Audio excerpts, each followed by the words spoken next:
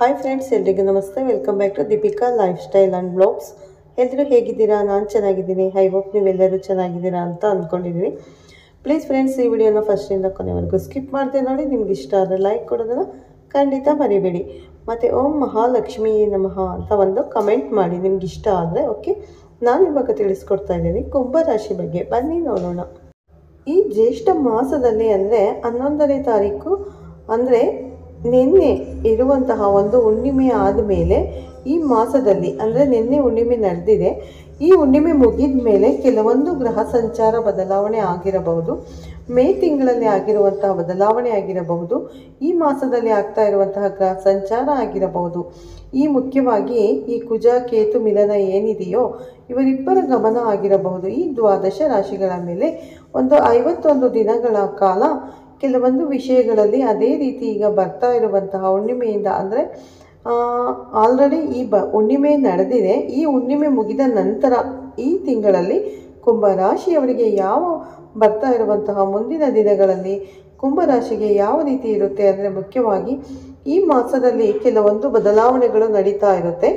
ದ್ವಾದಶ ರಾಶಿಗಳಲ್ಲಿ ಮುಖ್ಯವಾಗಿ ನಾವು ಗಮನಿಸುವುದಾದರೆ ಮಂಗಳನ ಬದಲಾವಣೆ, ತನ್ನ ಸ್ಥಾನವನ್ನು ಬದಲಾಯಿಸುತ್ತಿರುವಂತಹ ಮಂಗಳ, ಕುಜಗ್ರಹವು ಅದೇ ರೀತಿ ಕುಜಗ್ರಹ ಕೇತುವಿನ ಇವರಿಬ್ಬರ ಈ ಸಿಂಹ ರಾಶಿಯಲ್ಲಿ ನಡೀತಾ ಇರುವಂತಹ ಮಿಲನ ಏನಿದೆಯೋ, ಈ ಯುತಿ ಏನಿದೆಯೋ, ಈ ಯುತಿ ಮುಖಾಂತರ ಅದೇ ರೀತಿ ಕುಜ ರಾಹು ಈ ರೀತಿ combination, different kind of combination, planet combination ಅನ್ನೋದು ಮುಖ್ಯವಾಗಿ ಕೆಲವು ರಾಶಿಯವರಿಗೆ ಮುಖ್ಯ ಬದಲಾವಣೆಗಳನ್ನು ಗೋಚರ ಮಾಡ್ತಾ ಇರುತ್ತೆ. ಯಾಕಂದರೆ ನಮಗೆ ಗೊತ್ತು, ಈಗ ಪ್ರೆಸೆಂಟ್ ನಡೀತಾ ಇರೋದು ಬಂದು ಶನಿ ಮಹಾತ್ಮರು ಮೀನ ರಾಶಿಯಲ್ಲಿ ಇರುತ್ತೆ. ಅದೇ ರೀತಿ ಕುಂಭ ರಾಶಿಯಲ್ಲಿ ರಾಹು, ಸಿಂಹ ರಾಶಿಯಲ್ಲಿ ಕುಜ ಮತ್ತು ಕೇತುಗಳು ಇರ್ತಾರೆ. ಅಂದರೆ ಏನಾಗುತ್ತೆ ಅಂದರೆ ದೊಡ್ಡ ಗ್ರಹಗಳು ಒಂದು ವಿಷಯಗಳಲ್ಲಿ ಕೆಲವೊಂದು ಮುಂಜಾಗ್ರತೆ ಕ್ರಮಗಳು ಆಗಿರಬಹುದು ಅಥವಾ ಕೆಲವೊಂದು ವಿಷಯಗಳಲ್ಲಿ ಪರಿಹಾರಗಳು ಮಾಡ್ಕೋಬೇಕಾಗಿರಬಹುದು. ಈ ರೀತಿ ಕೆಲವೊಂದು ವಿಷಯಗಳನ್ನು ಮುಂಚಿತವಾಗಿ ನಾವು ತಿಳ್ಕೋಬೇಕಾಗುತ್ತೆ. ಅನುಕೂಲವಾಗಿರುವಂಥ ಕೆಲವು ವಿಷಯಗಳನ್ನು ನಡೆಯುವುದಕ್ಕೆ ಕಾರಣಕರ್ತರಾಗ್ತಾ ಇರುತ್ತೆ. ಅದೇ ರೀತಿ ಮುಖ್ಯವಾಗಿ ರಾಶಿ ಜಾತಕದವರು ವೈಯಕ್ತಿಕವಾಗಿ ಅವರ ಗುಣಲಕ್ಷಣಗಳನ್ನು ನೋಡುವುದಾದರೆ ಇವರು ಬಾಲ್ಯದಿಂದ ಸಾಕಷ್ಟು ಸಮಸ್ಯೆಗಳನ್ನು, ಚಾಲೆಂಜಸ್ಸನ್ನು ಅವರು ಫೇಸ್ ಮಾಡ್ತಾ ತುಂಬ ತಾಳ್ಮೆಯನ್ನು ಮೂಟೆ ಕಟ್ಟಿಕೊಂಡು ಬಂದಿರ್ತಾರೆ. ತುಂಬ ತಾಳ್ಮೆ ಇವರಿಗೆ. ಎಷ್ಟು ಪೇಷನ್ಸ್ ಇರುತ್ತೆ ಅಂದರೆ ಯಾವುದೇ ವಿಷಯಕ್ಕೂ ಜಗಳಕ್ಕೆ, ಅಷ್ಟು ಬೇಗ ಜಗಳಕ್ಕೆ ಹೋಗೋದಾಗಲಿ ಅಥವಾ ಯಾವುದೇ ವಿಷಯವನ್ನು ಯೋಚನೆ ಮಾಡದೆ ಮಾತಾಡೋದಾಗಲಿ, ಅನಾವಶ್ಯಕವಾಗಿ ಮಾತಾಡೋದಾಗಲಿ, ಮಾತು ಜೋರಾಗೋದಾಗಲಿ ತುಂಬ ಕಮ್ಮಿ ಇರುತ್ತೆ. ಆದರೆ ಇಂತಹ ವ್ಯಕ್ತಿಗಳಿಗೆ ಏನಾದರೂ ಕೋಪ, ಆವೇಶಗಳು, ಆಗ್ರಹ ಏನಾದರೂ ಬಂದರೆ ತಡೆಯೋದು ತುಂಬ ಕಷ್ಟ ಇರುತ್ತೆ. ಅಂದರೆ ಎಷ್ಟು ಇವರಿಗೆ ತಾಳ್ಮೆ ಇರುತ್ತೋ ಅದೇ ರೀತಿ ಇವರಿಗೆ ಪರಿಮಾಣವೂ ಕೂಡ ಅತಿರೇಕವಾಗಿರುತ್ತೆ. ನೋಡ್ಕೊಂಡಿರಬಹುದು. ಯಾಕಂದರೆ ಇವರು ತುಂಬ ಎಲ್ಲರನ್ನು ತಾವು ಸಂತೋಷವಾಗಿರೋದೇ ಅಲ್ಲ, ಬೇರೆಯವರನ್ನು ಸಂತೋಷವಾಗಿ ಇಡಿಸೋದಕ್ಕೆ ಟ್ರೈ ಮಾಡ್ತಿರ್ತಾರೆ. ಯಾವಾಗಲೂ ಕುಟುಂಬ ಜವಾಬ್ದಾರಿಗಳು, ತ್ಯಾಗಗಳು ಇದ್ದೇ ಇರುತ್ತೆ. ಮನಸ್ಸಲ್ಲಿ ಎಷ್ಟೇ ಬಾಧೆ ಇಟ್ಕೊಂಡ್ರೂ, ಎಷ್ಟೇ ನೋವು ಕಷ್ಟಗಳು ಇಟ್ಕೊಂಡವರು ಇವರು ಹೊರಗಡೆ ನಗ್ನಗ್ತಾ ಇರ್ತಾರೆ, ಎಲ್ಲರನ್ನು ನಗಿಸ್ತಾ ಇರ್ತಾರೆ. ಸೆನ್ಸ್ ಆಫ್ ಹ್ಯೂಮರ್ ಅದ್ಭುತವಾಗಿರುತ್ತೆ. ಒಂದು ಸೆಂಟರ್ ಆಫ್ ಅಟ್ರಾಕ್ಷನ್ ಆಗಿ ನಿಲ್ತಾರೆ. ಯಾವುದಾದರೂ ಜನರ ಮಧ್ಯದಲ್ಲಿ, ಜನರ ಸಮ್ಮುಖದಲ್ಲಿ ಮಾತಾಡುವಂತಹ ಸಂದರ್ಭಗಳಲ್ಲಿ ಇವರ ಜೀವನದಲ್ಲಿ ದುಡ್ಡು ಮಾಡಬೇಕು, ಆಸೆ ದುರಾಸೆ ಸಾಕಷ್ಟು ಮಾಡಬೇಕು ಏನಿಲ್ಲ. ಅವಾಗವಾಗ ನಡೆದರೆ ಸಾಕು, ದೇವರು ಚೆನ್ನಾಗಿಟ್ಟಿರ್ತಾನೆ, ಯಾವುದೋ ಒಂದು ರೂಪದಲ್ಲಿ ದೇವರು ಕಾಪಾಡ್ತಾನೆ ಎನ್ನುವಂತಹ ಒಂದು ಭರವಸೆಯಿಂದ ಈ ಕುಂಭರಾಶಿಯವರು ತಮ್ಮ ಜೀವನವನ್ನು ನಡೆಸಿಕೊಂಡು ಹೋಗ್ತಾ ಇರ್ತಾರೆ. ದುಡ್ಡೊಂದೇ ಅಲ್ಲ, ಸಂಬಂಧಗಳು ಮುಖ್ಯ. ಸಂಬಂಧಗಳೆಲ್ಲ ಇರುವಂತಹ ಪ್ರೀತಿ ಮುಖ್ಯ. ಸಂಬಂಧಗಳಲ್ಲಿ ಇರುವಂತಹ ಪ್ರೀತಿ ಮುಖ್ಯ, ನಂಬಿಕೆ ಮುಖ್ಯ, ವಿಶ್ವಾಸ ಮುಖ್ಯ, ಪ್ರಾಮಾಣಿಕತೆ ಮುಖ್ಯ ಅನ್ನುವಂತಹ ಕೆಲವೊಂದು ವಿಷಯಗಳನ್ನು ಇವರು ಜೀವನ ಪರ್ಯಂತವೂ ಕೂಡ ಫಾಲೋ ಮಾಡ್ತಾ ಇರ್ತಾರೆ. ಮತ್ತೊಂದು ಅದ್ಭುತವಾಗಿರುವಂತಹ ಗುಣ ಏನಪ್ಪ ಅಂದರೆ ಇವರಿಗೆ ಎಂತಹ ಸಂಕಷ್ಟ ಬಂದ್ರೂ, ಚಾಲೆಂಜಸ್ ಬಂದ್ರೂ, ಸಮಸ್ಯೆಗಳು ಬಂದ್ರೂ ಅದನ್ನು ತಡೆಗಟ್ಟುಕೊಂಡು ಅದಕ್ಕೆ ಸರಿಯಾದ ರೀತಿಯಲ್ಲಿ ಸಮಾಧಾನ, ಸಮಸ್ಯೆಗೆ ಪರಿಷ್ಕಾರ ಹುಡುಕುವುದರಲ್ಲಿ ಆಗಿರಬಹುದು ಅಥವಾ ಈ ಸಮಸ್ಯೆಯಿಂದ ಹೊರಗಡೆ ಬರುವುದಾಗಿರಬಹುದು ಇವರಿಗೆ ಗೊತ್ತಿರುತ್ತೆ. ಯಾಕಂದರೆ ಇವರ ಅನುಭವ ಅಷ್ಟು ರೀತಿ ಇರುತ್ತೆ. ಸಮಸ್ಯೆಗಳು ಒಂದು ಚಕ್ರದಲ್ಲಿ ಇವರಿಗೆ ಎಷ್ಟೋ ಸಮಸ್ಯೆಗಳು ಬಂದಿರುತ್ತೆ. ಆದ್ದರಿಂದ ಇವರಿಗೆ ಎಷ್ಟೇ ದೊಡ್ಡ ಸಮಸ್ಯೆ ಬಂದ್ರೂ ಅಯ್ಯೋ ಅದೇನು ಪ್ರಾಬ್ಲಮ್ ಇಲ್ಲ ಅದರಿಂದ ಹೊರಗಡೆ ಬರಬಹುದು ಅನ್ನುವಂತಹ ಒಂದು ಪಾಸಿಟಿವ್ ಆಸ್ಪೆಕ್ಟ್ಸ್ ಇರುತ್ತಲ್ಲ, ಅದು ಇವರಿಗೆ ಯೋಚನೆಯನ್ನು ಮಾಡ್ತಾ ಇರ್ತಾರೆ. ಅಂತಹ ಕುಂಭ ರಾಶಿಯವರಿಗೆ ಈ ಹುಣ್ಣಿಮೆ ಮುಗಿದ ಮೇಲೆ ಕೆಲವೊಂದು ವಿಷಯಗಳಲ್ಲಿ ಒಂದು ಪರೀಕ್ಷೆ ಕಾಲ ಅಂತಾನೇ ಹೇಳಬಹುದು. ಅಂದರೆ ಅವರ ತಾಳ್ಮೆಗೆ ಕೊಡ್ತಾ ಇರುವಂಥ ಪರೀಕ್ಷೆ ಆಗಿರಬಹುದು. ಅವರಿಗೆ ಈಗ ಮುಖ್ಯವಾಗಿ ಕೆಲವೊಂದು ವಿಷಯಗಳಲ್ಲಿ ಸ್ವಲ್ಪ ಫಾಸ್ಟಾಗಿ ಮೂವ್ ಆಗಬೇಕು ಅನ್ನುವಂತಹ ಕೆಲವೊಂದು ವಿಷಯಗಳಲ್ಲಿ ಆಗಿರಬಹುದು. ಯಾಕೆ ಈ ರೀತಿ ಈ ಮಾಸದಲ್ಲಿ ಇರುತ್ತೆ? ಹುಣ್ಣಿಮೆ ಆದಮೇಲೆ ಕೆಲವೊಂದು ವಿಷಯಗಳಲ್ಲಿ ಸ್ವಲ್ಪ ತಾಳ್ಮೆ ಇರಬೇಕು, ತುಂಬ ತಾಳ್ಮೆ ಇರಬೇಕು. ಒಂದು ಡಿಸಿಪ್ಲಿನ್ ಲೈಫ್ನಲ್ಲಿ ನಡೀಬೇಕು. ಅಂದರೆ ಜನ್ಮದಲ್ಲಿ ರಾಹು ಬಂದಿದ್ದಾರೆ, ಮತ್ತು ಜನ್ಮದಲ್ಲಿ ರಾಹು ಅದೇ ರೀತಿ ಇವರಿಗೆ ಸಾಡೆ ಸಾತಿಯ ಕೊನೆಯ ಹಂತ ನಡೀತಾ ಇದೆ. ಅಂದರೆ ಸಾಡೆ ಸಾತಿನ 3ನೇ ದಶೆ ಅನ್ನೋದು ನಡೀತಾ ಇದೆ. ಜನ್ಮದಲ್ಲಿ ರಾಹು ಇರೋದ್ರಿಂದ ಕೆಲವೊಂದು ವಿಷಯಗಳಲ್ಲಿ ಮುಖ್ಯವಾಗಿ ಈ ಸಂದರ್ಭದಲ್ಲಿ ಇವರಿಗೆ ಇದಕ್ಕೆ ಮುಂಚೆ ಹೇಳಿದ್ವಲ್ಲ, ದುಡ್ಡು ಹಣಕಾಸು ಮಾಡಬೇಕು, ಮನಿ ಈ ರೀತಿ ಇರಲ್ವಾ. ಬಟ್ ಜನ್ಮದಲ್ಲಿ ರಾಹು ಬಂದಿರೋದ್ರಿಂದ ಒಂದು ಮಾಯೆ ದುಡ್ಡು ಮಾಡಬೇಕು, ಅದು ಏನು ಮಾಡಿದರೂ ಸರಿ ದುಡ್ಡು ಮಾಡಬೇಕು ಅನ್ನುವಂಥ ಒಂದು ವಿಪರೀತವಾಗಿರುವಂತಹ ಯೋಚನೆಗಳು ಆಲೋಚನೆಗಳು ತಲೆಯಲ್ಲಿ ಬರುತ್ತೆ. ಅವರು ನಮ್ಮನ್ನು ಈ ರೀತಿಯಲ್ಲಿ ಅವಮಾನ ಮಾಡಿದ್ರಲ್ಲ, ದುಡ್ಡು ಇರಲಿಲ್ಲ ಅಂತ ಅವಮಾನ ಮಾಡಿದ್ರಲ್ಲ, ಮನೆ ಇಲ್ಲ ಅಂತ ಅವಮಾನ ಮಾಡಿದ್ರಲ್ಲ, ಅದೇನಾದರೂ ಮಾಡಿ ಸರಿ ದುಡ್ಡು ಮಾಡಬೇಕು ಅನ್ನುವಂಥ ಕೆಲವೊಂದು ಆಲೋಚನೆಗಳಿಂದ ಇವರು ಕೆಲವೊಂದು ತಪ್ಪು ಮಾರ್ಗಗಳ ಕಡೆ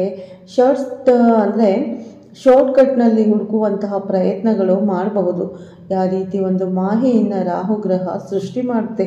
ಕುಂಭರಾಶಿಯವರೇ, ನಿಮ್ಮಲ್ಲಿರುವಂಥ ಒಂದು ಪ್ರಾಮಾಣಿಕತೆಗೆ, ನಿಮ್ಮಲ್ಲಿರುವಂಥ ಒಂದು ಧರ್ಮ ಆದ ನೀವು ಮುಖ್ಯವಾಗಿ ಸಕ್ರಮ ದಾರಿಯಲ್ಲಿ ಧರ್ಮದಿಂದ ನಡ್ಕೊಳ್ತಾ ಇರ್ತೀರ, ಪ್ರಾಮಾಣಿಕವಾಗಿರ್ತೀರ. ಬಟ್ ಈಗ ನಿಮಗೆ ಯೋಚನೆಗಳು ಬರ್ತಾ ಇರುತ್ತೆ, ಅದು ಅಕ್ರಮವೋ ಸಕ್ರಮವೋ, ದುಡ್ಡು ಮಾಡಬೇಕು, ಎಲ್ಲಿಗಾದರೂ ಸರಿ ಏನಾದರೂ ಮಾಡೋದಕ್ಕೆ ರೆಡಿಯಾಗಿರುವಂಥ ಒಂದು ಮನಸ್ಥಿತಿ, ಒಂದು ಮಾಯೆ ಅನ್ನೋದು ಈಗ ನಿಮ್ಮನ್ನು ಕಾಡ್ತಾ ಇರುತ್ತೆ.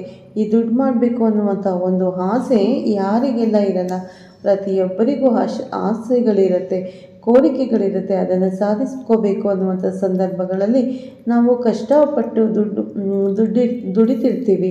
ಆದರೆ ಕೆಲವೊಂದು ಸಂದರ್ಭಗಳು, ಅವಕಾಶಗಳು, ಮಾರ್ಗಗಳು ಈಸಿಯಾಗಿ ದುಡ್ಡು ಮಾಡಬೇಕು ಅಂತ ಬಂದಾಗ ಕೆಲವೊಬ್ಬರು ಯೋಚನೆ ಮಾಡ್ತಾರೆ, ಕೆಲವೊಬ್ಬರು ಹಿಂದೆ ಮುಂದೆ ನೋಡಿದರೆ ಹೋಗಿಬಿಟ್ಟು ಸಮಸ್ಯೆ, ಅಂದರೆ ಹಿಂದೆ ಮುಂದೆ ನೋಡದೆ ಹೋಗಿಬಿಟ್ಟು ಸಮಸ್ಯೆಗಳಲ್ಲಿ ಸಿಲುಕಿಸ್ಕೊಂಡು, ಅಂದರೆ ಸಮಸ್ಯೆಗಳ ವಲಯಗಳಲ್ಲಿ ಇವರು ಸಿಲುಕಿ ಹಾಕಿಕೊಳ್ತಾರೆ. ಆದ್ದರಿಂದ ಈ ರೀತಿ ಅಕ್ರಮ ಅನ್ಯಾಯ ಮಾರ್ಗಗಳಿಗೆ ದೂರ ಇರೋದು ಉತ್ತಮ. ಕೆಲವೊಂದು ಪರಿಸ್ಥಿತಿಗಳು ನಿಮ್ಮನ್ನು ಪ್ರಚೋದನೆ ಮಾಡುತ್ತೆ, ಕೆಲವೊಂದು ಆಕರ್ಷಣೆಗಳು ನಿಮ್ಮನ್ನು ಅಡ್ಡದಾರಿ ತುಳಿಯೋ ಥರ ಮಾಡುತ್ತೆ. ಹುಷಾರಾಗಿರಬೇಕು ಕುಂಭರಾಶಿಯವರು. ಮುಖ್ಯವಾಗಿ ಹಣಕಾಸಿನ ಬಗ್ಗೆ ನೋಡುವುದಾದರೆ ತುಂಬ ಚೆನ್ನಾಗಿರುತ್ತೆ, ಆದಾಯ ಮಾರ್ಗಗಳು ಚೆನ್ನಾಗಿರುತ್ತೆ. ಅದೇ ರೀತಿ ನಿಮಗೆ ಎಷ್ಟೇ ಆದಾಯ ಬಂದರೂ ಖರ್ಚುಗಳು ಕೂಡ ಅದೇ ರೀತಿ ಇರುತ್ತೆ. ಬಂದಿರುವಂಥ ಕೆಲವೊಂದಿಷ್ಟು ಆದಾಯ ಬಂದಿದ್ರೂ, ಎಷ್ಟೇ ಹಣಕಾಸಿನ ವ್ಯವಸ್ಥೆ ಇದ್ರೂ ಅದಕ್ಕೆ ತಕ್ಕಂಥ ಖರ್ಚುಗಳು ಮೊತ್ತವು ಜಾಸ್ತಿ ಇರುತ್ತೆ. ಅದು ಕೆಲವೊಂದು ಅನವಶ್ಯಕ ಖರ್ಚುಗಳಾಗಿರ್ಬೋದು. ಅನವಶ್ಯಕ ಖರ್ಚುಗಳು ಕೆಲವೊಂದು ವಿಲಾಸವಂತವಾಗಿರುವಂತಹ ಲಕ್ಸುರಿ ಲೈಫ್ ಟೈಮ್ಸ್ ಮಾಡೋಣ ಅನ್ನುವಂತಹ ಕೆಲವೊಂದು ಆಸೆಗಳು, ಕೋರಿಕೆಗಳನ್ನು ಲಗ್ನದಲ್ಲಿರುವಂತಹ ರಾಹು ನಿಮಗೆ ಒಂದು ಮಾಯಾ ಪ್ರಪಂಚವನ್ನು ಸೃಷ್ಟಿಸಿ ಅದರ ಕಡೆಗೆ ಆಸಕ್ತಿಯನ್ನು ತೋರಿಸಬಹುದು. ಆದ್ದರಿಂದ ಬರುವಂತಹ ಆದಾಯಕ್ಕೆ ತಕ್ಕಂಥ ಖರ್ಚುಗಳು ಇರುತ್ತೆ. ಅದೇ ರೀತಿ ವಿದ್ಯಾರ್ಥಿಗಳಿಗೆ ನೋಡೋದಾದರೆ ಅದ್ಭುತವಾದಂತಹ ಕಾಲ ಅಂತಾನೇ ಹೇಳ್ಬಹುದು. ಮುಖ್ಯವಾಗಿ ವಿದ್ಯಾರ್ಥಿಗಳು ಈಗ ಹೊಸದಾಗಿ ಅಕಾಡೆಮಿ ಸ್ಟಾರ್ಟ್ ಮಾಡಿರ್ತಾರಲ್ಲ, ಈ ಅಕಾಡೆಮಿಕ್ ಇಯರ್ ಸ್ಟಾರ್ಟ್ ಆಗ್ತಾ ಇದೆ. ಹೊಸ ವಿದ್ಯಾಲಯಗಳಲ್ಲಿ ಪ್ರವೇಶ ಆಗಿರ್ಬೋದು, ಹೊಸ ವಿಷಯಗಳನ್ನು ಸಬ್ಜೆಕ್ಟ್ಗಳನ್ನು ಕಲಿತುಕೊಳ್ಳೋದಾಗಿರಬಹುದು, ಸೀಟ್ ಪಡೆಯೋದಾಗಿರ್ಬೋದು. ಕೆಲವೊಂದು ಮೂಲೆಗಳಿಂದ ನಿಮಗೆ ಹಣಕಾಸಿನ ಸೌಲಭ್ಯ, ಅಂದರೆ ಏನಾದರೂ ಎಜುಕೇಷನ್ ಲೋನ್ ಬೇಕಾದ್ರೂ ಅಥವಾ ಸ್ಕಾಲರ್ಶಿಪ್ ರೂಪದಲ್ಲಿ ಆದ್ರೂ ನಿಮಗೆ ಕೆಲವೊಂದು ವಿಷಯಗಳಲ್ಲಿ ನೀವು ಸೌಲಭ್ಯಗಳನ್ನು, ಎಜುಕೇಷನ್ ಲೋನ್ ಬೇಕಾದರೂ ಸ್ಕಾಲರ್ಶಿಪ್ ರೂಪದಲ್ಲಿ ಕೆಲವೊಂದು ವಿಷಯಗಳಲ್ಲಿ ಅನುಕೂಲವಾಗಿರುವಂತಹ ಪರಿಸ್ಥಿತಿಗಳು ಶುಭವಾಗಿ ಗೋಚಾರವಾಗ್ತಾ ಇದೆ.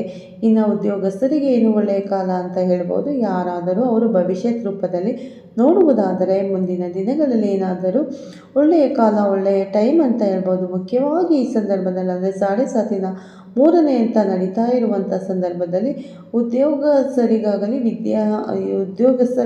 ವಿದ್ಯಾಲಯ ಅವರ ಹೊಸ ಆರಂಭ ಮಾಡುವುದಕ್ಕೆ ಆಗಿರಬಹುದು, ಅಥವಾ ಕಂಟಿನ್ಯೂ ಮಾಡೋದಕ್ಕೆ ಇರುವಂಥ ಎಜುಕೇಷನ್, ಅಲ್ಲಿ ಒಳ್ಳೆಯ ಮಾರ್ಕ್ಸನ್ನು ಪಡೆಯೋದಕ್ಕೆ ಇರುವಂಥ ಉದ್ಯೋಗದಲ್ಲಿ ಒಳ್ಳೆಯ ಹೆಸರನ್ನು ಒಳ್ಳೆಯ ಹೆಸರನ್ನು ಪ್ರತಿಭೆ ಆಗಿರುವಂತಹ ಪ್ರತಿಭೆ ಸಾಮರ್ಥ್ಯಗಳಿಂದ ಅದ್ಭುತವಾಗಿರುವಂತಹ ಕೆಲವೊಂದು ವಿಷಯಗಳಲ್ಲಿ ರಿಸಲ್ಟ್ ಪಡೆಯೋದಕ್ಕೆ ತುಂಬ ಚೆನ್ನಾಗಿರುತ್ತೆ. ಆದರೆ ಏನಾದರೂ ಬದಲಾವಣೆಗಳು ಮಾಡ್ಕೋಬೇಕು ಅಂದ್ಕೊಂಡ್ರೆ ಮುಖ್ಯವಾಗಿ ಉದ್ಯೋಗಸ್ಥರು ವ್ಯಾಪಾರಸ್ಥರಿಗೆ ಈ ದೇಶದಲ್ಲಿ ಹೋಗಿ ಅಲ್ಲಿ ಏನಾದರೂ ಹೊಸ ವಿಷಯಗಳನ್ನು ನಿಮಗೆ ಅಂದರೆ ಹೊಸ ಆರಂಭ ಮಾಡಬೇಕು, ಹೊಸ ಉದ್ಯೋಗ ಮಾಡಬೇಕು, ಪಡಿಬೇಕು ಅನ್ನುವಂಥ ಸಂದರ್ಭ ಯಾವುದಾದ್ರೂ ಬಂದರೆ ಮೇಜರ್ ಬದಲಾವಣೆಗಳು ಚೇಂಜಸ್ ಟೈಮಲ್ಲಿ ಬೇಡ. 1-2 ವರ್ಷಗಳ ಕಾಲ ಉದ್ಯೋಗ ಮಾಡ್ತಾ ಇದ್ದೀರಾ, ಅದರಲ್ಲೇ ಕಂಟಿನ್ಯೂ ಮಾಡ್ಕೊಳ್ಳಿ. ಸ್ವಲ್ಪ ಪ್ರೆಷರ್ ಇರುತ್ತೆ, ಇದ್ರದ್ದು ಸ್ವಲ್ಪ ಆದಷ್ಟು ಎಲ್ಲ ಕಡೆ ಎಷ್ಟು ನಿಮಗೆ ತಕ್ಕಂತೆ ಗ್ರೋತು ಇಂಪ್ರೂವ್ಮೆಂಟ್ಸ್ ಇಲ್ಲ.